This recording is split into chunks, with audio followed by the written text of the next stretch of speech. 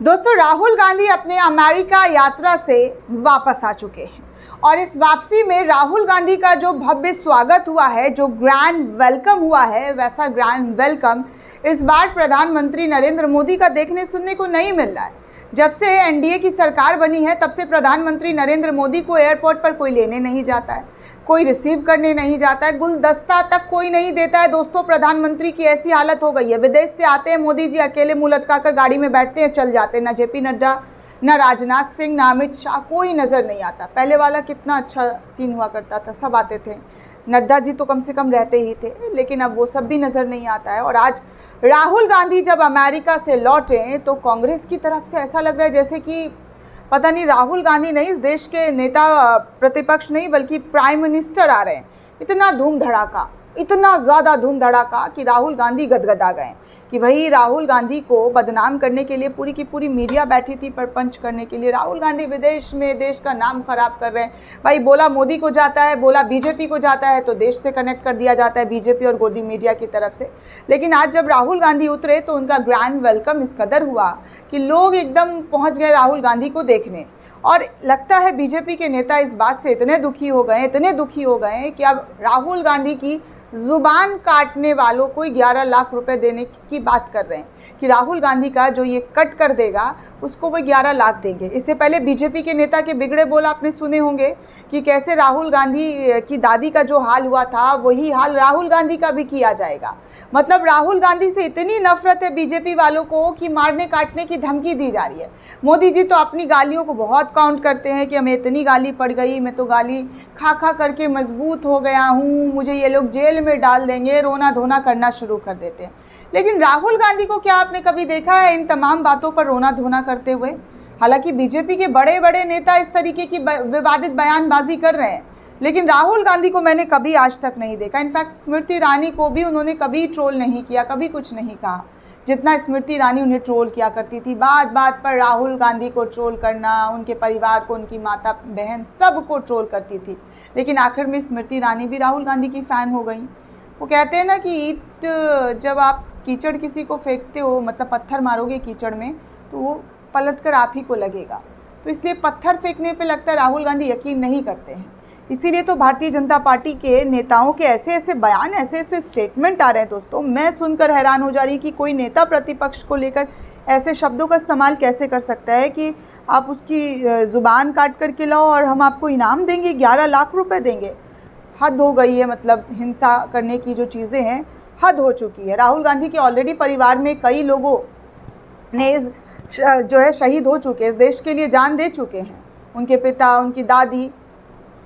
फिर भी बाज नहीं आने वाले नफरती गैंग के नेताओं का देखिए क्या हाल है। मैं क्या बोलूँ दोस्तों, मैं ये सब खबर पढ़ करके मुझे मतलब अजीब सा हो जाता है कि चल क्या रहा है, कोई कैसे इतनी ज़्यादा घिनौनी और नफरती बातें कर सकता है।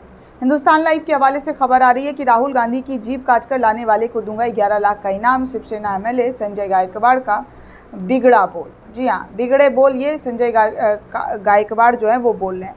दरअसल दोस्तों, शिवसेना विधायक संजय गायकवाड़ ने राहुल गांधी को लेकर विवादास्पद बयान दिया। उन्होंने कहा है कि आरक्षण खत्म करने वाले बयान के लिए जो भी राहुल गांधी की जुबान काट कर लाएगा उसको मैं 11 लाख रुपए का इनाम दूंगा।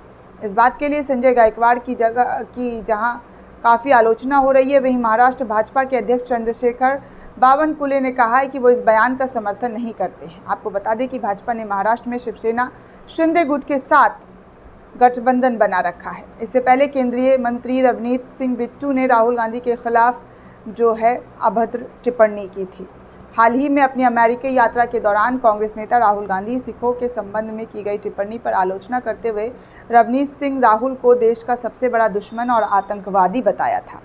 संजय गायकवाड़ ने भी मीडिया से बातचीत करते हुए राहुल गांधी के विदेश वाले बयान पर भारत में आरक्षण व्यवस्था खत्म करना चाहते हैं, इसको लेकर कांग्रेस को पूरी तरीके से बेनकाब करने वाली बातें कही थी। इसके बाद उन्होंने इनाम की घोषणा करते हुए कहा कि राहुल गांधी के इस बयान के लिए जो भी कोई राहुल गांधी की जुबान काट कर लाएगा उसे 11 लाख रुपए मैं इनाम में दूंगा। गायकवाड़ विदर्भ क्षेत्र के बुल्ढाना विधानसभा सीट से विधायक हैं। ये पहली बार है जब उन्होंने कोई विवादास्पद बयान दिया है। पिछले महीने एक वीडियो वायरल हुआ था दोस्तों, जिसमें एक पुलिस वाला विधायक संजय गायकवाड़ की कार धो रहा था। बाद में सफाई देते हुए गायकवाड़ ने कहा कि पुलिस वालों ने कार के अंदर उल्टी कर दी थी, इसके बाद वो खुद से ही कार धोने लगे। इतना ही नहीं, फरवरी महीने में गायकवाड़ ने दावा किया था कि उन्होंने साल 1987 में टाइगर का शिकार किया था। इसके बाद उनके दांतों की माला बनाकर उसने गले में पहन लिया था। इसके तुरंत बाद राज्य वन विभाग ने कथित बाघ के दांत के फॉरेंसिक पहचान के लिए भेजा और गायकवाड़ के खिलाफ वन जीव संरक्षण अधिनियम के तहत मामला भी दर्ज किया है। मतलब इन नेताजी का बयानों से, विवादित बयानों से काफ़ी नाता होता पुराना रहा है। खैर छोड़िए, ये सब देखिए कि खबर क्या है। खबरों में किस तरीके से राहुल गांधी के पीछे भाजपा के कई नेता हाथ मुंह पैर धो कर पीछे पड़ गए हैं। मतलब नेता प्रतिपक्ष के खिलाफ ऐसे शब्दों का इस्तेमाल करना, कोई सपोज़ कीजिए प्रधानमंत्री, गृह मंत्री के लिए ऐसे शब्दों का इस्तेमाल करेगा तो मैं तो इसकी कड़ी निंदा करूंगी और सख्त कार्रवाई करने की मांग करूंगी कि भाई ऐसे लोगों को सख्त से सख्त सज़ा मिलनी चाहिए, ताकि वो ऐसे देश का माहौल ना ख़राब करे। डर भय का जो माहौल पैदा करने की कोशिश की जा रही है। बहुत सनकी लोग होते हैं दोस्तों, और पैसा तो बहुत, मतलब आप समझते हैं कि कितना लालच देता है लोगों को, और ऐसी लालच वाली चीज़ों के पीछे लोग कुछ भी करने को तैयार हो जाते हैं। गरीबी इतनी ज़्यादा है। लेकिन मैं आपको ये बता दूं कि ये सारी चीज़ें बोलने वाले नेताओं को लगाम लगाकर जेल की सलाखों के पीछे डालना चाहिए, ताकि ऐसे लोग इस तरीके के शब्दों का इस्तेमाल ना कर सकें। राहुल गांधी कोई खिलौना थोड़े ना कि आप खिलौना उनके हाथ से छीन कर ले आइएगा। मतलब आप हिंसा फैलाने की बात कर रहे हैं, मर्डर करने की बात कर रहे हैं। आप इस तरीके की बातें नहीं कर सकते हैं जिस तरीके की बातें की जा रही है।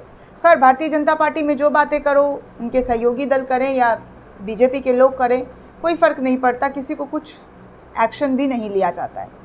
दोस्तों, इस पूरे रिपोर्ट को लेकर आप क्या सोचते हैं, आपकी क्या राय है, हमें कमेंट करके ज़रूर बताइएगा। साथ ही साथ चैनल को ज़्यादा से ज़्यादा लाइक, शेयर और सब्सक्राइब करना बिल्कुल भी ना भूलें।